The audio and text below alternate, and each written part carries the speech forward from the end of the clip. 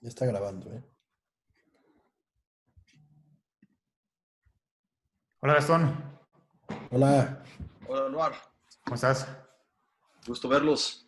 ¿cómo igualmente, Igualmente, Gastón, igualmente. ¿cómo vas? Alberto y René, ¿verdad? Sí, mucho gusto. Órale, Mucho gusto. igualmente, mucho gusto. ¿Cómo están? ¿Cómo vas, Anuar? ¿Todo bien? ¿Y tú, Gastón? Bien, bien, gracias. Chambeándole, duro. Sí, pues sí. Pues sí. Proyectos tuyos. Así es. ¿Y ustedes cómo van? Todo bien, la verdad, igual aprovechando este tiempo para inspirarnos y ver qué vamos a hacer después de la cuarentena, ¿no? Muy buen momento para hacer eso, la verdad. Hay Ujú. que aprovechar. Oye, Este, Gastón, tenemos como unas 9 preguntas más o menos. ¿Cuánto tiempo tienes tú para responderlas, más o menos, hoy? tenemos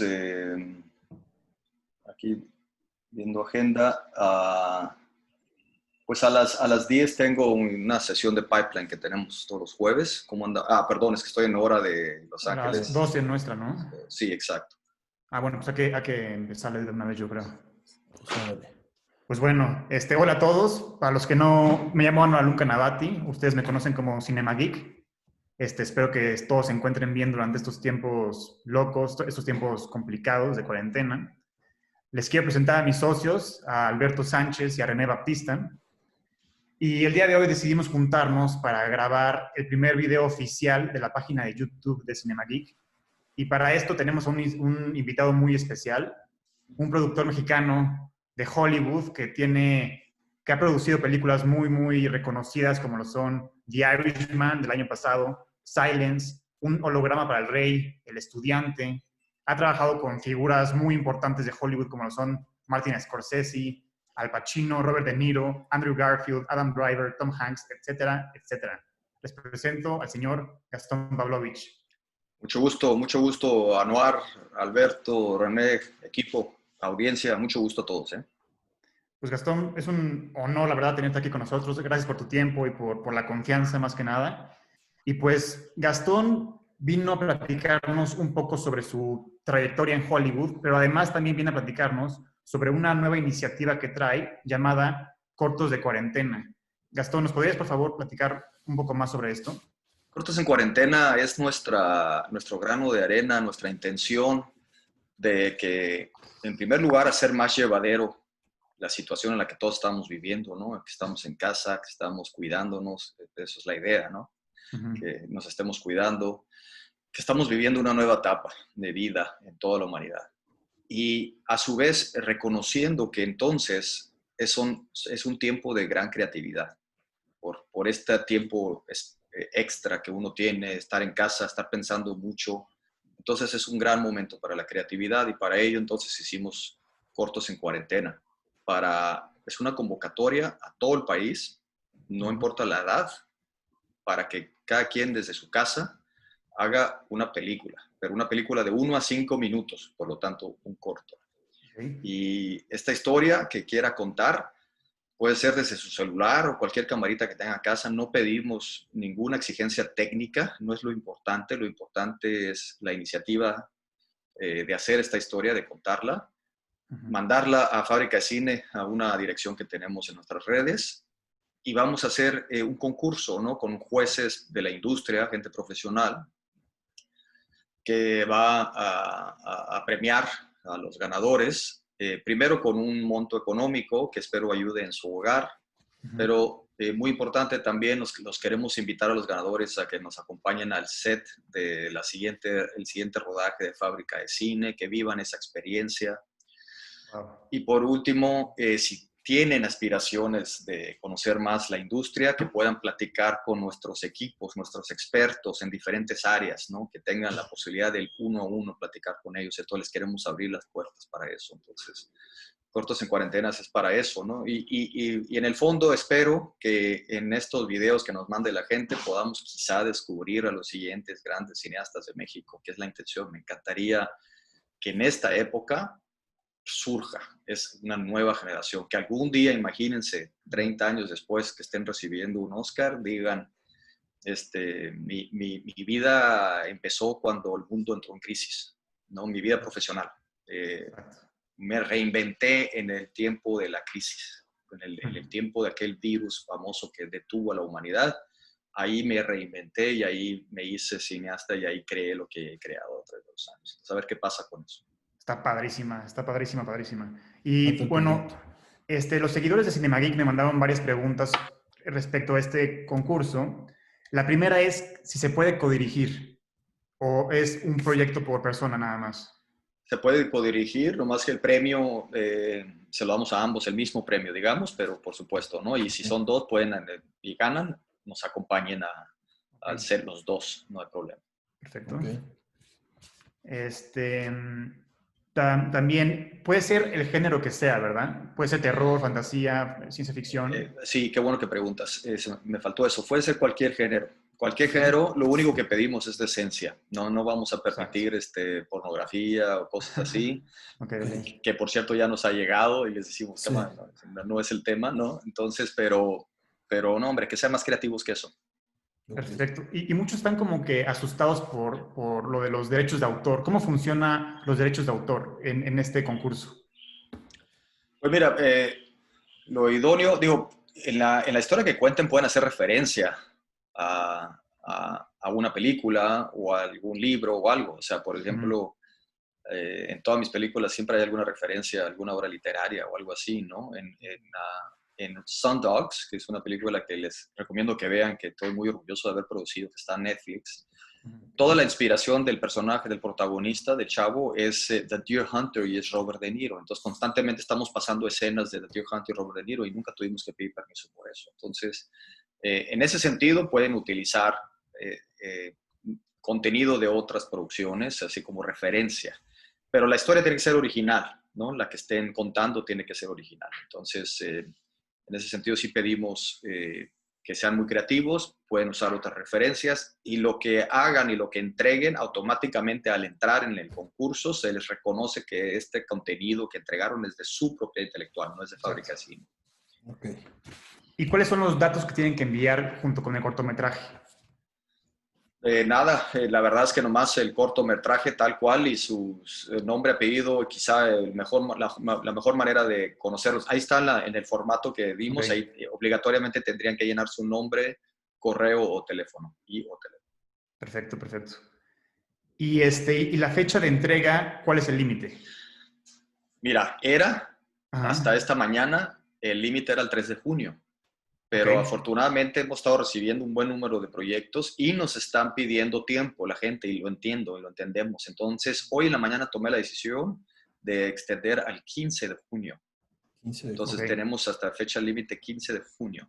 Para el concurso final, la premiación será el 30 de junio. Perfecto. Pues está increíble la iniciativa. En verdad, qué padre que lo hiciste, Gastón. Y pues ojalá y muchos de ustedes se animen a mandar su cortometraje. Ya vieron que tienen muy poco que perder y mucho que ganar. Y más si están interesados en formar parte de esta increíble industria. Qué mejor que empezar con Fábrica de Cine, ¿no? Y pues muchas gracias, Gastón, por darnos la oportunidad de platicar de esto contigo. Encantado, gracias por el espacio para esto. Para seguir un poco con esto, Gastón, yo tengo una duda. Sí. En cuanto a la calidad del video, bueno, mencionas que puede ser el celular, puede ser una cámara que tengas, obviamente recomendando la máxima calidad que puedes conseguir con lo que ahorita tienes en tu casa, ¿no? Pues quiero ser cero exigente, ¿no? Quiero pensar que hay un chavito por allá en algún lugar que tiene el celular más antiguo, no el más moderno, con una camarita. Quiero darle la misma oportunidad a esa persona que al que tiene una cámara grandota, nuevecita, cara. Entonces, en ese sentido, amigo, yo le daría muy poca relevancia a la calidad de la cámara. Claro. Me encantaría la calidad de la actuación y de la historia. Ahí le vamos a dar más puntuaje, sobre todo de la historia, ¿no? Ok, entonces, o sea, como un poco el criterio de calificación, la ponderación más alta está en la historia. La historia que tú quieres contar. La historia, la actuación, ¿no? Estamos pensando que todos son novatos, ¿no? Y si algún actor quiere meterse a esto, es bienvenido, pero también le vamos a dar mucho reconocimiento a alguien que no está en la industria, que hace un buen papel de actuación, digamos. Y creo que en tercer lugar sería la estrategia o la creatividad de cómo filmaron esto, aunque sea una cámara de poca calidad, pero pues que le echaron ganas a los ángulos, a la estrategia, un poquito al efecto especial como que todos traen en sus celulares. Sí. Eso también le vamos a dar su reconocimiento. Pero en primer lugar, la historia, hay que ser muy creativos con la historia. Ok, perfecto. Perfecto. Bueno, Gastón, dejando esto a un lado, todos mis seguidores de CinemaGeek están muy intrigados por tu carrera, en especial por el simple hecho de que trabajaste con Martin Scorsese, que es considerado uno de los grandes directores de la historia del cine. Nos gustaría saber cómo fue que llegaste a trabajar con Martin Scorsese y cómo fue tu experiencia trabajando con él. Claro que sí. Yo le llamo, pues la verdad, un camino muy fortuito, pero que nace esta fortuna pues, de trabajo, ¿no? De haber hecho bien trabajo. Aunque no lo crean, realmente sus orígenes vienen de mi primera película mexicana, El Estudiante, y fue la cadenita que detonó todo, porque El Estudiante me llevó a un par de festivales en Estados Unidos. Esos festivales me llevaron a que unos americanos la vieran y se me acercaran y me dijeron, tenemos una historia similar, ayúdanos a producirla. Y me aventé a ello, no me detuve, ese es otro tema, no detenerte por ninguna barrera, no pensarla de más, o sea, aviéntate en esta industria, tienes que aventarte. Me aventé a producir mi primera película en Estados Unidos y tuve la fortuna que terminamos convenciendo a un titán de la industria de Hollywood que se llamó Jerry Lewis, que había hecho 40 películas en su vida o más. Era el Cantinflas, digamos, de Estados Unidos en su momento. Entonces era un titán. Y tuve la fortuna de haber producido su última película, murió el año pasado. Se llama Max Rose. Max Rose, ahí está en Netflix y todo. Y Jerry era tan importante que tuve la fortuna de que cuando se entera el Festival de Cannes, que Jerry Lewis hizo una película más después de tantos años de estar retirado, pues nos invitaron a nuestra película a presentarse en el festival. Y cuando yo camino con Jerry Lewis, pues de la mano por la alfombra roja, no les puedo explicar la cantidad de medios que había ahí. O sea, era impresionante porque Jerry Lewis realmente era un titán, ¿no? Entonces, eso causó que presentáramos la película, recibimos unos muy bonitos aplausos y en la celebración posterior se me acercaran unos agentes de Hollywood y me decían, oye, felicidades, qué increíble que sacaste a Jerry Lewis del retiro. Representamos a Tom Hanks. Y Tom Hanks tiene una película que quiere hacer, que los estudios no quieren hacerle y andamos buscando un productor independiente valiente, ¿no? Entonces, Un holograma para el rey, ¿no? acto seguido estábamos en Marruecos, ya digamos un año después o algo así, estábamos ya en Marruecos filmando con Tom Hanks Un holograma para el rey, una película muy especial para mí porque la historia me encantó, me identifiqué mucho con ella, muy dirigida a los hombres de negocios, sí, a los hombres que midlife crisis, ¿no? Entonces me identifiqué mucho en muchos sentidos y nos fuimos a Marruecos. Fue una extraordinaria experiencia, nos fue muy bien y eso me trae a Scorsese, porque Scorsese traía Silence. Tenía 28 años, dato real, haciendo Silence, escribiéndola, queriendo producirla, empezaban producciones, se caían, empezaban producciones. Un proyecto infinitamente complicado. Entonces, en un evento, así lo tengo entendido, en una reunión, seguramente en algún bar o algún evento en Hollywood, los agentes de Tom Hanks estaban platicando con los agentes de Scorsese. Y estos estaban lamentando que se les había caído otra vez el productor de Silence y estaban a 3-4 meses de tener que filmar Silence, o si no, no iba a hacerla nunca, Scorsese, y que andaba muy triste, ¿no? Porque Hollywood no le quería hacer Silence. Y estos agentes de Tom Hanks pues le dijeron, pues mira, nosotros conocimos a un mexicano valiente que nos produjo Holograma para el Rey, a Tom Hanks, y estábamos muy contentos con su trabajo. Entonces, por eso regreso mucho a hacer bien tu trabajo, porque si no, nunca nos hubieran recomendado. El hecho que era católico mexicano era importante porque porque Silence era una película de índole religioso muy, muy fuerte, muy profundo, ¿no? Entonces, como Scorsese es muy, muy espiritual, es muy católico y le importan esas cosas.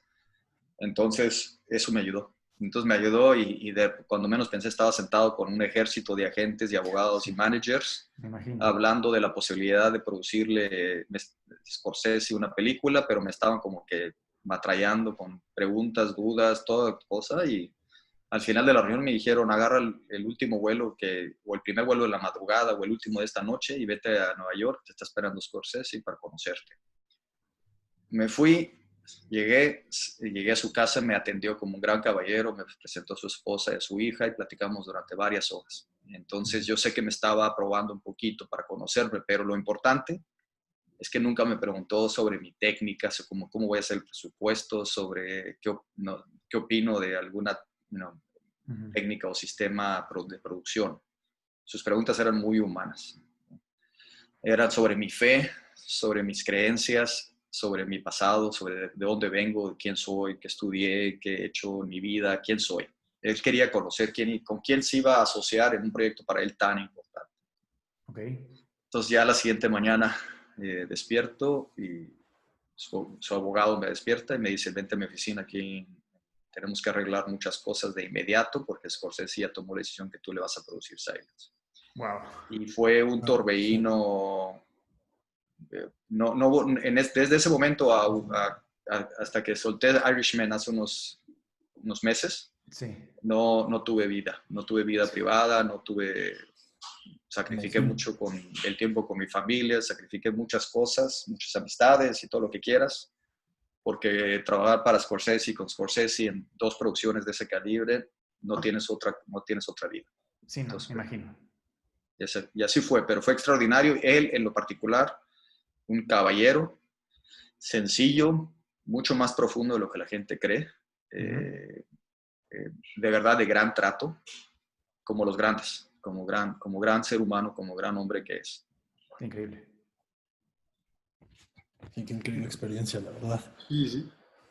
Todo su ejército alrededor de él no son tan buenos como él. Pues, Nomás tengo que abogados, managers, representantes. Es un horror tratar con todos ellos, pero con él en lo particular es una delicia. tipo, tú como productor, pues parte de tu trabajo es decirle que no al director, ¿no? En ciertos sentidos. En algunas cosas, sí. En Claro. algunas cosas, sí. ¿No fue difícil para ti en algún momento tenerle que decir que no a Martin Scorsese? Como tu parte fan del cine, ¿no te atormentó cuando querías decirle que no a Martin Scorsese? Sí.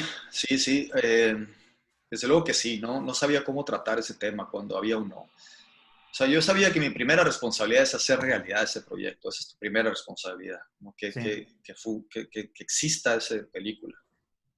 Y tienes que hacer todo lo posible para lograr todos los elementos para que se haga una película y más de ese calibre. Uh-huh. Pero en ese juego también llega el momento tienes que decirle que no, en algunos temas, en algunas cosas, no mucho, pero a un Martin Scorsese no le puedes decir que no en muchas cosas relacionadas, por ejemplo, a la creatividad o a la dirección. Claro. O sea, no, Sí. no me metía yo, tenía la suficiente inteligencia a no decirle qué hacer con su cámara No. o con su equipo, que era extraordinario. Scorsese escoge lo mejor en cada departamento de una producción. Eran de verdad muy buenos, pero pues sí, en cuestiones del presupuesto, de la duración de la película, de políticas de la producción, de los tiempos de la producción, había muchas discusiones, ¿no? Entonces, cuando se ponía difícil o cuando empezaba un poquito la tensión en mis conversaciones con él inteligentemente se hacía para atrás y me decía, ¿sabes qué? Entonces ese tema mejor velo con mi abogado o con mi financiero o con mi productora, porque trabaja para él un par de productoras de tiempo completo, ¿no? que trabajan para él. Emma Koskov, por ejemplo. Entonces ya tenía que lidiar y pelearme con ellos y ahí sí nos agarrábamos, ¿no? Uh-huh. De que si el presupuesto, que esto puede hacer, que esto no puede hacer. Y el productor pues tiene su voto, o sea, tiene su poder. O sea, hay cosas que si yo no quiero puedo detener todo, ¿no? Entonces ellos sabían eso, entonces sí teníamos que negociar, a pesar de que a veces se ponían muy duros. Pero con Scorsese nunca llegamos a una discusión mutua. O sea, porque en el momento que ya teníamos que entrar a una discusión, él se hacía para atrás y dejaba que su ejército negociara por él. Lo único que él quería es que lo dejaran hacer su película. Exacto. Qué interesante. Oye, yo tengo una pregunta, Gastón. Justamente hablando de Scorsese y estas 2 películas que te han quitado que te han agregado tanto por una parte a todos estos años, para muchos Silence y The Irishman son, por así decirlo, tus películas más grandes en cuanto a audiencia, público, tamaño de producción, todo esto. Personalmente, mi favorita, la verdad, es El Estudiante. Para mí fue una película fuertísima que no paré de llorar. Qué bueno. Pero en tu opinión, ¿cuál es la película de la cual estás más orgulloso y la cual te sientes mejor por haber hecho? Muy buena pregunta. Eh, Te tengo que decir, yo te diría un par de proyectos, pero uno de ellos es El Estudiante, sin duda, sin falta, porque no tenía idea de cómo hacer la producción. Yo no vengo del mundo del cine, no lo estudié, no tenía idea, nomás tenía un libreto que había escrito, no era ni guión. Entonces, ahí aprendí de qué quiere decir producción, porque era desde buscar a alguien que lo convirtiera en guión y luego qué se hace después de eso. Entonces, fue un camino de 6 años de cómo de hacer realidad El Estudiante.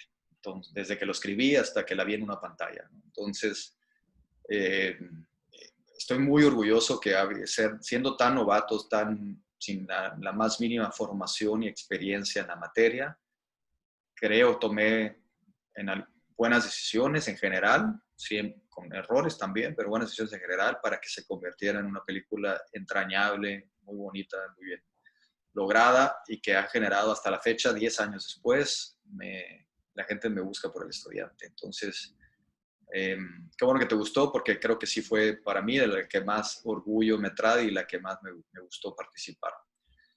También tendría que decirte que Silence, por lo complicado de la materia, por lo complicado que era sentir esa realización de haberla logrado después de esos 28 años que llevaba Scorsese, de las complicaciones, de verdad era todo en contra.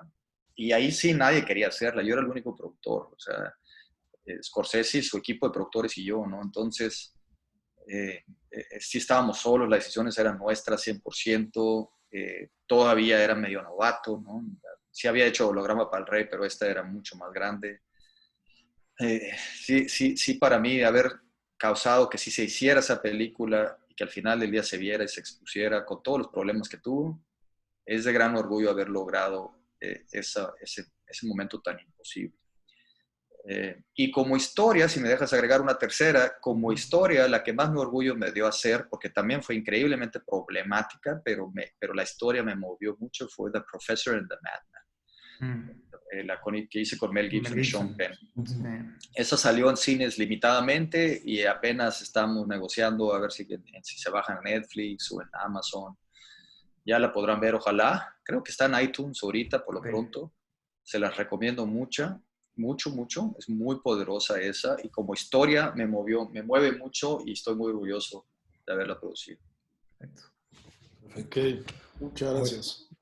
Y Gastón, yo tengo una pregunta, hablando de todo este tema de la profundidad y pues, de todo lo que pasa en la historia de una persona que se dedica al cine. ¿Qué película fue la que a ti cuando la viste de chico y dijiste, quiero hacer esto por el resto de mi vida? O sea, para mí, por ejemplo, fue El Señor de los Anillos. ¿Cuál fue para ti? De más joven, vi The Godfather y The Deer Hunter, son las que más dije, qué obras tan poderosas, pero en ese momento no dije, me quiero dedicar a esto. Okay. Nunca soñé que eso sucedería. Nomás las admiré muchísimo, ¿no? Por primera vez creo que admiré la cinematografía, no solo si me gustó o no la película, me gustó todo, el guión, los personajes, la acción, cómo fue tomada las tomas, la música. Entonces creo que al ver El Padrino algo me movió, ¿no? The Godfather. Pero no pensé, dije, a esto me voy a dedicar. No fue hasta que era estudiante de la universidad, yo estudié un año en Francia, y me acuerdo perfecto, estaba en exámenes finales y andaba muy estresado y necesitaba como que... Entonces me fui a caminar y me metí a un cine y estaban dando Cinema Paradiso. Buenísimo. Y, y no la conocía, no sabía nada, era la única que había. Me metí a esa película y ahí fue, amigo. Ahí me transformó, me tocó el alma, sentí emociones que nunca había sentido, como cuando realmente conoces el verdadero arte por primera vez en tu vida, ¿no? Sí. Y cuando salí de ahí sí recuerdo con mucha claridad decir, le pido a Dios que me dé la oportunidad de hacer alguna obra de lo que sea. Puede ser un libro, una película, una obra de arte, lo que sea, que yo le logre tocar el alma a alguien como me acaban de tocar mi alma hoy al ver esta película. Y recuerdo perfecto con esa claridad. Entonces, cuando escribí El Estudiante, Cinema, 20 años después, Cinema Paradiso me estaba rodando mucho en la cabeza. Yeah. Ojalá pudiera ser algo similar a Cinema Paradiso. Ojalá pudiera lograr tocarle un poquito las fibras a la gente como me lo hizo conmigo Cinema Paradiso. Entonces, Pues lo fue una lograste. combinación. Sí. Fue una combinación de esas dos cosas, del Estudiante y del Padrino con Cinema Paradiso. Es que sí te puedo decir que con tu primera película, El Estudiante, lo lograste, ¿eh? Lo lograste bastante 100%. porque mucha gente, incluyéndonos a nosotros, fueron tocados por esa película. Fue muy fuerte para Te lo muchos agradezco y buena. te lo agradezco y no sabes cómo me ha tocado a mí recibir comentarios y mensajes y correos. Todavía los guardo. Hay gente que todavía hasta la fecha me escribe porque acaba de ver El Estudiante por alguna razón 10 años después. Sí. Y son muy bonitos los mensajes, de verdad. Ya me siento muy, muy satisfecho y muy agradecido con la oportunidad de haber hecho El Estudiante. No, y hasta siento un poco que en la cultura popular, de hecho, tenemos un amigo que le decimos Chano, Sí. porque nunca se graduó de prepa. Y hasta la fecha, hace 10 años, le seguimos diciendo Qué Chano. bueno que me Entonces, dicen eso. Está buena, está muy buena. Qué bueno que me dicen eso. Oye, Gastón, tengo otra pregunta. Ahorita estamos viviendo en la era de los superhéroes y son películas que están arrasando con la taquilla y en especial una de ellas ya se convirtió en la película más taquillera de la historia, superando a Avatar y a Titanic de James Cameron. Y bueno, a lo que voy es, el año pasado Scorsese fue muy criticado por haber dicho que las películas de superhéroes no eran cine y haberse referido a ellas como parques temáticos. ¿Tú Sí. qué opinas sobre lo que dijo Scorsese y qué opinas sobre esta era de superhéroes en la que estamos viviendo? Sí, tuve la fortuna de platicar con él después de que dijo ese comentario. Nos vimos un día antes de la premiere del Irishman en Nueva York. Me invitó a echarme un café y me encantó. Okay. ¿No? Y saqué el tema. Y no sé si la entrevista que dio, el comentario que dio fue cortado o fue hecho fuera de contexto, pero cuando me lo explicó a mí entendí muy bien su posición. Y la comparto. Pero también ahorita te digo mi opinión sobre las películas de superhéroes, mi propia. Perfecto, sí. O sea, Scorsese me dijo a mí, y es lo que le entendí cuando ya empecé a ver las entrevistas y todo, me dice, es que yo creo, me dijo Scorsese, que el verdadero cine son historias que causan que conecten contigo de tal manera que tú identifiques con el personaje de alguna otra manera. Y esas son las verdaderas historias de cine, dice, que te identifican. Así ha sido el cine toda la vida, ¿no? Y te identificas con los personajes. Y para que realmente te identifiques y conectes con los personajes, tienes que sentir la realidad de ellos, o sea, que te puede pasar a ti. Lo que estés viviendo con los personajes, que te puede pasar a ti. Sí. Entonces, a eso se refería, dijo, cuando dijo que una película de superhéroes es como un amusement park, porque el amusement park, sabes tú, que si vas ahí es un mundo entre murallas que es como una fantasía, es irreal, te diviertes, pero cuando sales de ahí ya no es el mundo real, ¿no? Te subes ya es al carro y ya vives tu vida normal. Y aquí vienes y te diviertes y te subes al juego. A eso se refería él, que decía, para mí los superhéroes es un amusement park, está bien, te puedes ir a divertir un par de horas, pero no te deja nada, no es la realidad, no te vas a conectar con los personajes, sales de ahí y me voy a con él.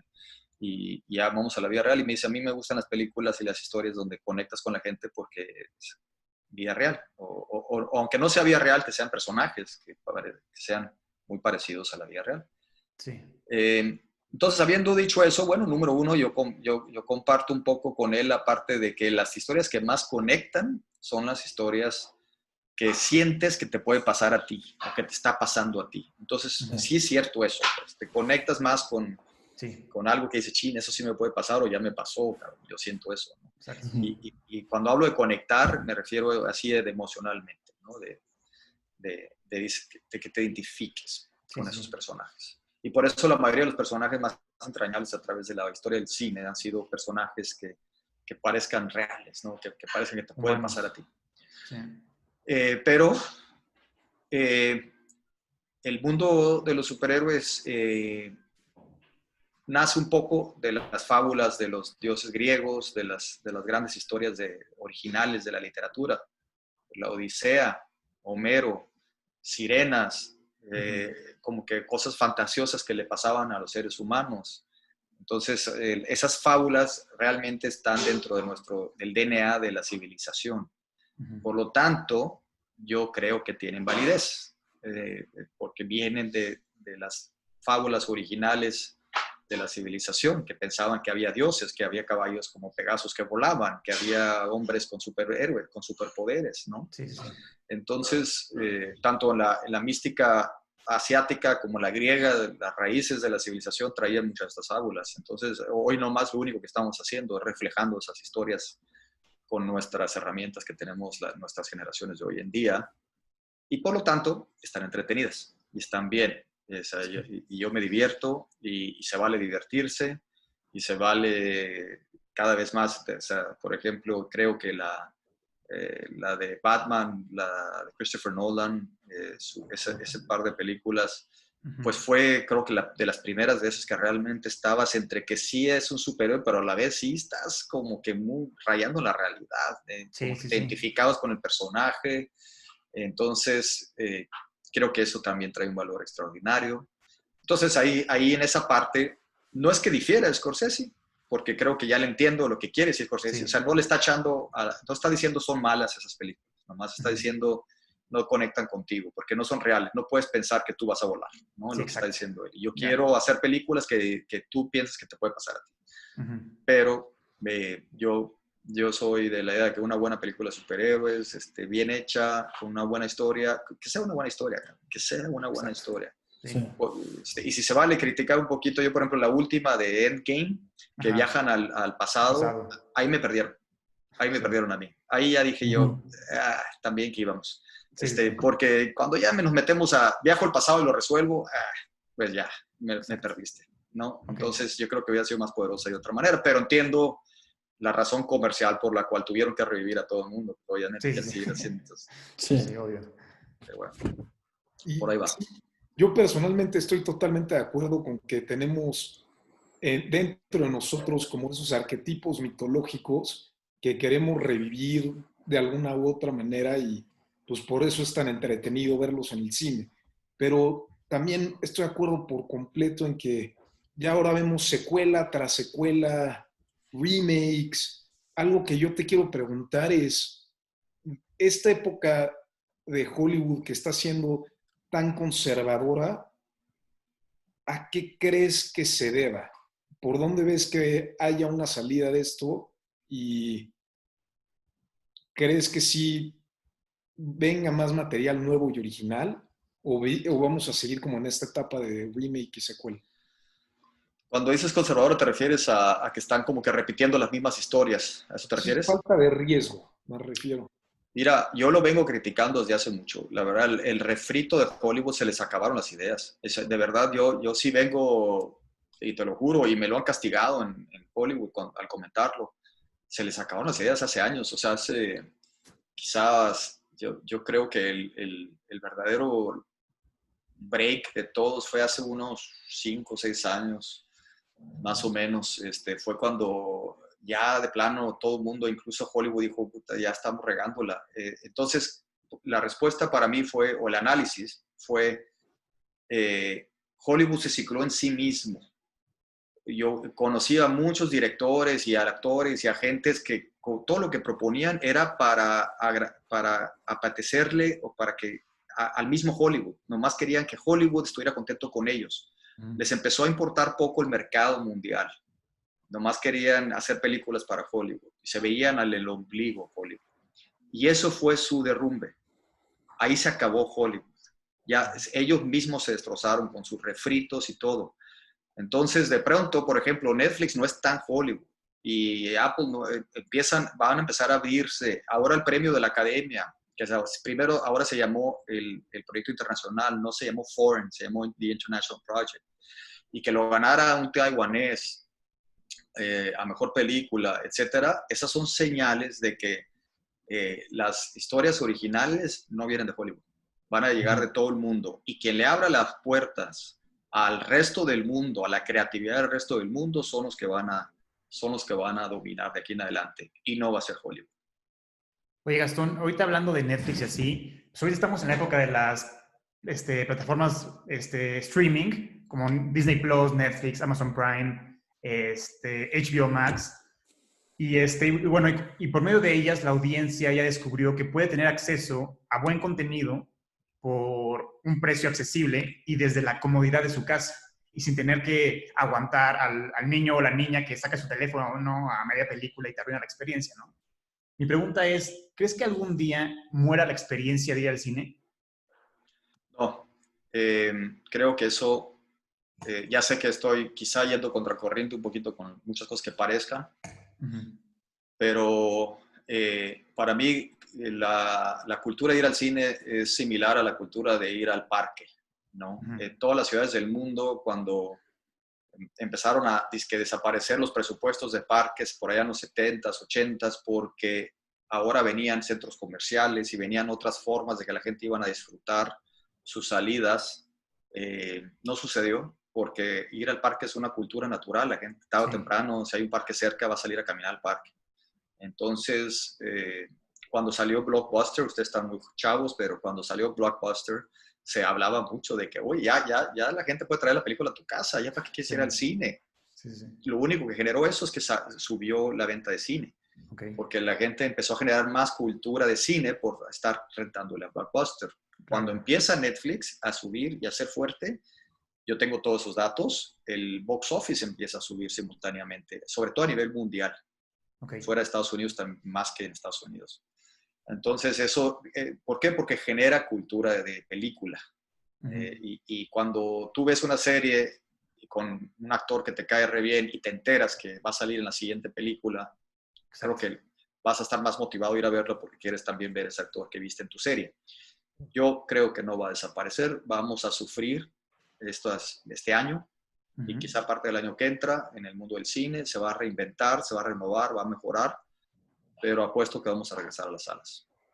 Hablando, Gastón, de esto, ¿cómo crees que cambie la industria? O sea, a través de la pandemia, ¿cómo crees que se reinvente? O en tu o tu opinión, ¿cómo crees o hacia qué camino va a ir esta industria y qué va a pasar con ella?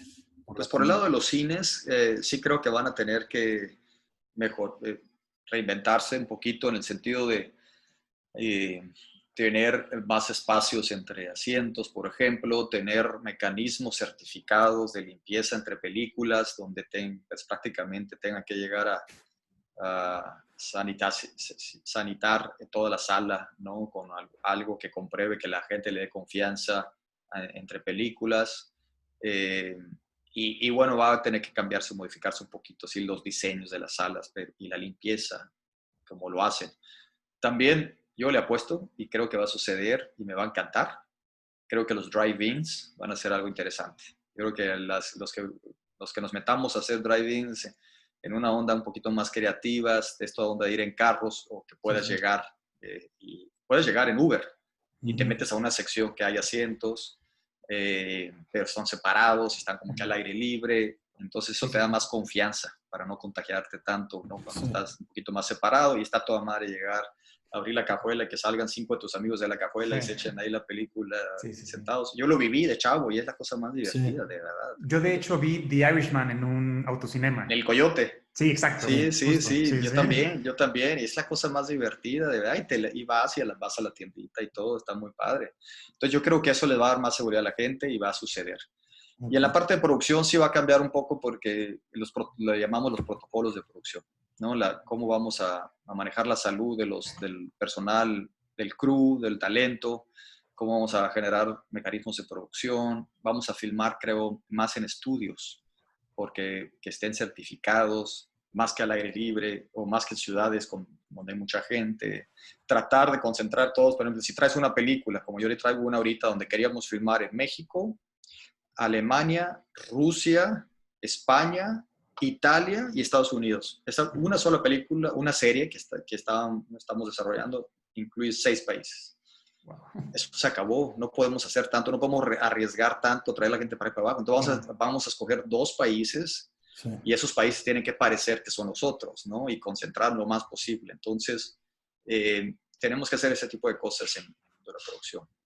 Oye, Gastón, ¿cómo vas de tiempo? Nada más tenemos unas últimas 2 preguntas y ya, ¿sí puedes contestarlas o ya te tienes que ir? Adelante, nada más déjame decirle a mi equipo que voy un poco tarde, ¿verdad? Claro que sí. Pero adelante. Gracias.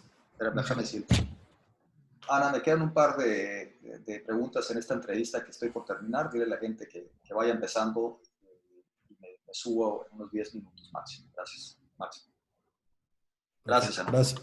No, muchas gracias, Gastón. Yo tengo una pregunta en cuanto a, bueno, creo que ya has dicho bastantes pistas de lo que ayudó tu trayectoria a tener este nivel y presencia, pero si tuvieras que resumirlo en un par de enunciados, ¿qué recomendaciones les darías a jóvenes que estén intentando abrirse el camino en Hollywood y en el cine mundial?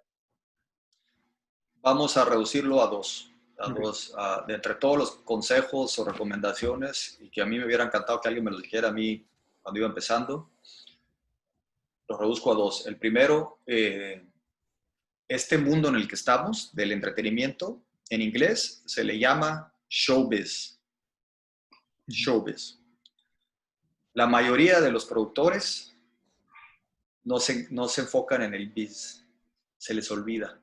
Y al final del día, con toda la creatividad y los artistas que hay, al final del día es un negocio. Para muchos es un negocio y es una industria. Entonces, si quieres entrar al mundo de la producción, tienes que darle mucha más importancia al biz. Encárgate bien del proyecto, de armar bien el plan de negocios, de armar bien la estrategia para que salga adelante, para que todos traten de salir ganando del proyecto. Es muy fácil, lo digo con respeto, es relativamente fácil hacer una historia, inventarla, escribirla. Casi te diría que es fácil hasta filmarla, ¿no? Se requiere disciplina, se requiere profesionalismo, se requiere talento, pero lo que no es tan fácil es armar el proyecto para que sea un plan de negocios viable y que puedas tener, pues, sustento, para que si la haces puedas hacer más y más y más, ¿no? Entonces, eso se aleja un poquito de lo que se le llama cine de autor, un poquito, pero si el cine de autor le agregas un poco más el biz, si te enfocas más en el biz, esto va a salir adelante. Entonces, showbiz es el primero, que no te olvides que también hay una parte que se llama biz en todo este show que hacemos. Exacto. Y el segundo, ya sé que suena trillado y suena sencillo y lo que quieras, pero es muy neta en este mundo. Diligence, se dice en inglés, diligence. Creo que es diligencia en español, pero los americanos lo usan mucho, diligence. Esa capacidad de verdad, de ir adelante, de no rendirte, de ir adelante, de ir adelante. Aquí yo, en mis producciones con Scorsese, en Niro, lo que quieras, he sido rechazado decenas, si no cientos de veces.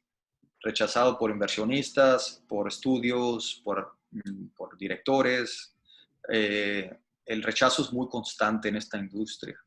El no se pudo, o el no quiero tu proyecto, o el no me gustó, o lo que quieras, es muy frecuente. Es mucho más frecuente que el sí.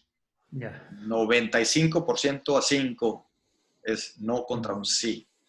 Entonces, la diligencia de que eso no te detenga, que eso no sea causa de que te detengas. El no lo vas a recibir más veces de lo que quieres y lo que crees.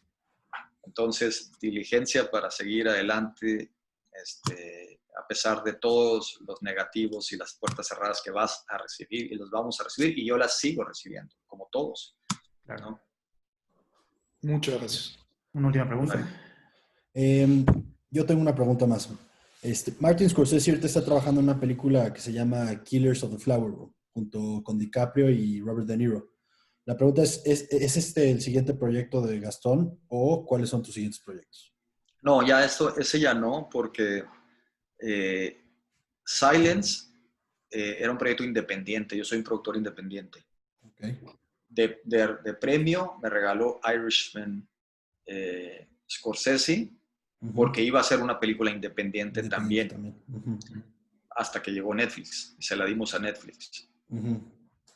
Ya después de Irishman y lo bien que le fue a Irishman, ya Hollywood regresa a Scorsese. Lo habían abandonado Sí, ya lo unos volvió años a... después. Ok.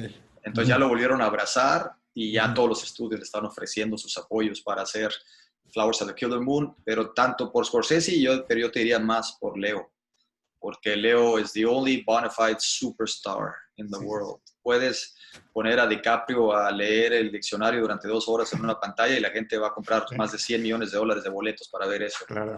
Es el único bona fide superstar. Sí. Entonces, con Leo on board y Scorsese dirigiendo, obviamente el interés de Hollywood regresó con él, por lo tanto ya no necesita productores independientes como yo. Sí. Claro. Entonces yo no voy a estar en esa y creo que va a ser una película muy padre, muy entretenida, porque además también va a estar De Niro, entonces va a estar muy padre también. Y los proyectos ahorita que traemos, pues yo siempre planeé, que después de Irishman me iba a dedicar vengo de una familia agrícola y ganadera, ¿no? Entonces, aquí en Sonora. Entonces, entiendo lo que significa tener que sembrar y ser paciente. Okay. Siembras, pones la semilla y riegas el agua y riegas la tierra y tienes que tener la paciencia para esperar a que crezca y luego cosechas. Y cuidas bien lo que siembras. Entonces, es lo que estamos haciendo ahorita. Después de Irishman, terminé 13 proyectos en 5 años. Y todo el 2020 me estoy dedicando a desarrollar el siguiente grupo de 10, 15 proyectos que vendrán en los siguientes 5 años. Y en ese sentido estamos escribiendo y desarrollando varias historias internacionales, algunas 2, 3 mexicanas, pero la mayoría son más de internacionales, y por primera vez me estoy metiendo a series, porque es lo que el mundo está mandando muchas series. También me estoy metiendo a series. Sí, voy a seguir siendo a cine, y de aquí que las hagamos ya van a estar los cines abiertos.